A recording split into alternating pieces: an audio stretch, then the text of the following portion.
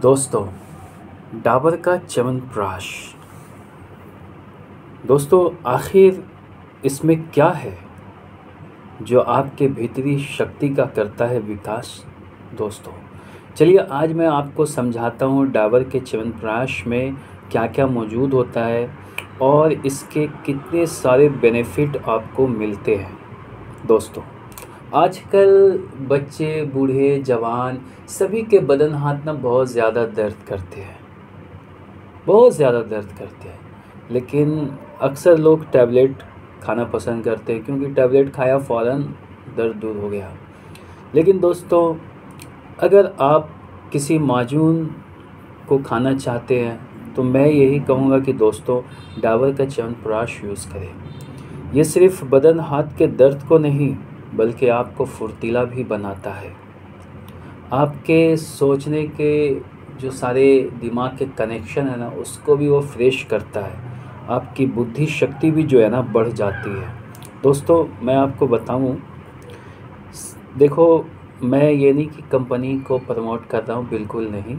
दरअसल क्या हो रहा था ना, मेरे बदन हाथों में ना बहुत दर्द हो रहा था और मैं ना थक जा रहा था यार।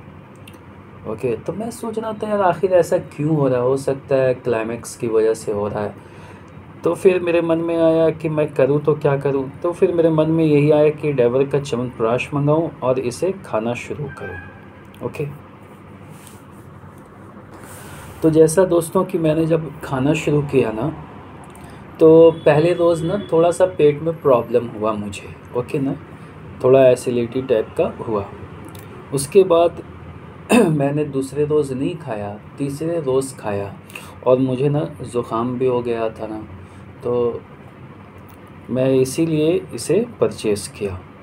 लेकिन जब इसे मैं खाना शुरू किया दोस्तों, तो सच बताऊं कि मेरी ज़ुकाम खांसी जो थी ना वो सब दूर हो गई, तबीयत भी एकदम ठीक हो गई और जो बदन हाथ में दर्द हो रहा था ना वो भी दूर हो चुका। ओके, इस च्यवनप्राश में सबसे ज़्यादा आंवला यूज़ किया जाता है। ओके, और बहुत सारी जड़ी बूटी, 40 से भी ज़्यादा इसमें जड़ी बूटी यूज़ की जाती है। ओके, तो क्या ये नुकसान देगा या फ़ायदा देगा? तो देखो दोस्तों, मैं यही कहूँगा कि किसी भी एज में हो, इसमें ऑलरेडी लिखा हुआ भी है। ओके ना, suitable for all age groups. तो कहने का मतलब है दोस्तों कि आपकी जितनी भी एज हो कोई फ़र्क नहीं पड़ता, बस खाने का तरीका आपको आना चाहिए। तो दोस्तों मैं यही समझाऊंगा कि आप इसे खाओगे कैसे। दोस्तों, अगर आपका बदन हाथ वाकई दर्द कर रहा है और परेशान हो, तकलीफ़ रहती है, हर वक्त ना दर्द बना रहता है, तो मैं यही कहूँगा कि एक 250 ग्राम का या 1 केजी नहीं ले सकते तो 250 ग्राम का डाबर का च्यवनप्राश ले लो। ओके, और बताता हूँ, एक सेकेंड। हाँ, ये चम्मच देख रहे हो ना, इस चम्मच से 1 चम्मच भी मत खाना क्योंकि 1 चम्मच ना बहुत ज़्यादा हो जाता है। हाफ़ चम्मच लेना है दोस्तों, हाफ़ चम्मच आप लोगे ना तो बहुत आपको ज़्यादा फ़ायदा देगा क्योंकि ये दोस्तों समझ लो कि दवा है। ओके, ये नहीं कि ये हलवा है दबा कर खा लिया, नहीं, दवा है ये। स्वाद इसका थोड़ा मीठा रहता है और थोड़ा खट्टापन भी रहता है, लेकिन इसे दवा समझना। ओके, हलवा मत समझना। हलवा समझकर 2 चम्मच, 3 चम्मच, 4 चम्मच खा लिया और एक ही रोज़ में बहुत ज़्यादा शक्ति आ जाएगी, तो ऐसी गलती बिल्कुल नहीं करना।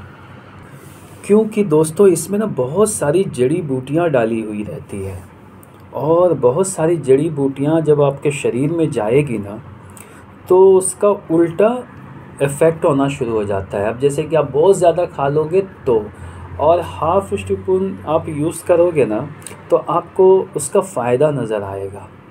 मतलब थोड़ा थोड़ा खाना है, ज़्यादा नहीं, आधा चम्मच खाना है, 1 चम्मच भी नहीं खाना है। अब इसे खा लेने के बाद, यानी ये च्यवनप्राश खा लेने के बाद, अब इस च्यवनप्राश को खा लेने के बाद, तो खा लेने के बाद मतलब क्या, कब खाना है ये भी तो मुझे बताना होगा ना दोस्तों। तो देखो दोस्तों, मैं आपको यही बताऊंगा कि आप इसे खाना, रात का खाना खा लेने के 1 घंटे के बाद या 2 घंटे के बाद या 3 घंटे के बाद ही इसे खाएं।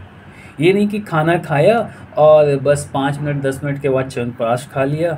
हरगिज़ ऐसी गलती नहीं करना।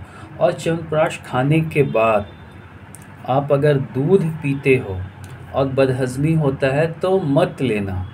क्यों कि दूध के साथ ये सूटेबल बिल्कुल नहीं है, याद रखना। क्यों, इसमें आंवला रहता है और दूध जो है ना बहुत जल्दी क्रैश हो जाता है, तो नुकसान होता है, जिसकी वजह से एसिडिटी गैस होना शुरू होता है। तब दूध के साथ मत लो, क्योंकि दूध के साथ ये सूटेबल बिल्कुल नहीं है दोस्तों। जिन लोगों का हाजमा काफ़ी मजबूत है उनके लिए बराबर है। तो मैं यही कहूँगा कि दूध के साथ ना लेकर एक चम्मच या आधा चम्मच, अगर आप एक चम्मच खाते हो तो आपकी मर्ज़ी, लेकिन मैं यही कहूँगा कि आधा चम्मच ले लो। आधा चम्मच खाने के बाद ना आप पानी पियो। कौन सा पानी पियोगे दोस्तों? तो मैं यही कहूँगा दोस्तों, गर्म पानी पीना। और एकदम गर्म पानी नहीं, सुसुम हो, चाय जैसे आप पीते हो ना शुरुक शुरुक के हल्का हल्का, वैसे पीना। ओके, तो ये च्यवनप्राश आपको ना बहुत अच्छे से डाइजेस्ट होगा, आपके पेट में बहुत अच्छे से हज़म होगा। ओके, कोई नुकसान नहीं होगा, कोई एसिडिटी, कोई गैस नहीं बनेगा, याद रखो। और अगर आप गर्म पानी पीने के शौकीन नहीं हो तो कोई बात नहीं, च्यवनप्राश खा लेने के बाद ना आप ठंडा पानी भी पी सकते हो, कोई नुकसान नहीं है। समझ में आ गया ना दोस्तों जो मैंने आपको समझाया? और एक बात मैं कहूँ दोस्तों, कि जैसे कि च्यवनप्राश आप लेकर आ गए और रोज़ाना खा रहे हो, ओके, रोज़ाना भी नहीं खाना, थोड़ा गैप कर देना।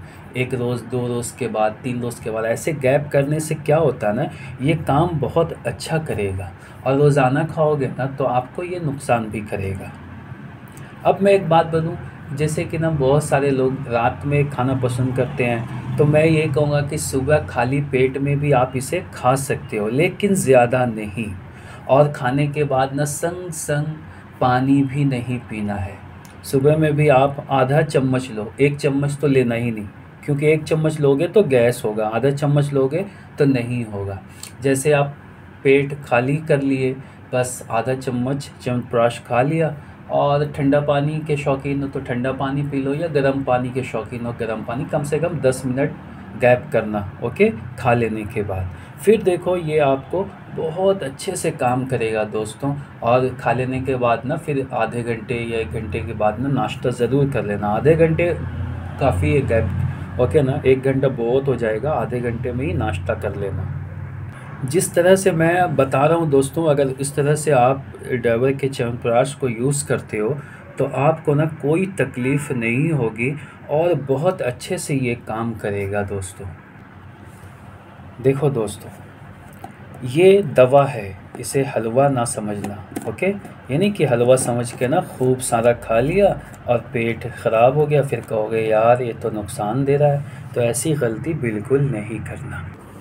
और दोस्तों एक बात और मैं समझा देता हूँ, ताकि आप लोगों को अच्छी तरह से याद रहे, कि च्यवनप्राश खा लेने के बाद फिर कोई भी खाने वाली चीज़ रात में, ख़ास करके रात में नहीं खाना, सिर्फ पानी यूज़ करना। यानी कि च्यवनप्राश खा लिया फिर कोई मिठाई खा लिया या फिर कोई नमकीन चीज़ खा लिया, तो ऐसी गलती नहीं करना। सुबह के वक्त आप खा लेने के बाद जितना भी खाओ, लेकिन खूब मसालेदार चीज़ नहीं खाना, वरना इसका नुकसान होगा। ओके दोस्तों, ये वीडियो बनाने का मकसद यही था कि आपको सही जानकारी मैं दूं, और जानकारी देने से पहले मैंने इसे ख़ुद यूज़ किया ताकि मैं सही से इसके बारे में समझ सकूं। ओके, और दोस्तों मैं इसके बारे में ना सही से समझा तभी आपको बता रहा हूँ, ओके ना, कि ज़्यादा नहीं खाना। ज़्यादा खाने से ये गैस पैदा करता है, और एसिडिटी होने से तो आपको नुकसान ही होगा, खट्टी बेकार आएगी, अच्छा नहीं लगेगा, जी मत लाएगा, हो सकता है वॉमिटिंग भी हो जाए, तो ऐसी गलती नहीं करना। ओके दोस्तों, और सर्दी खांसी है, तकलीफ़ है, तो मैं तो कहूँगा इससे अच्छी कोई दवा भी नहीं है दोस्तों। हलवा मत समझना, ये दवा है। ओके।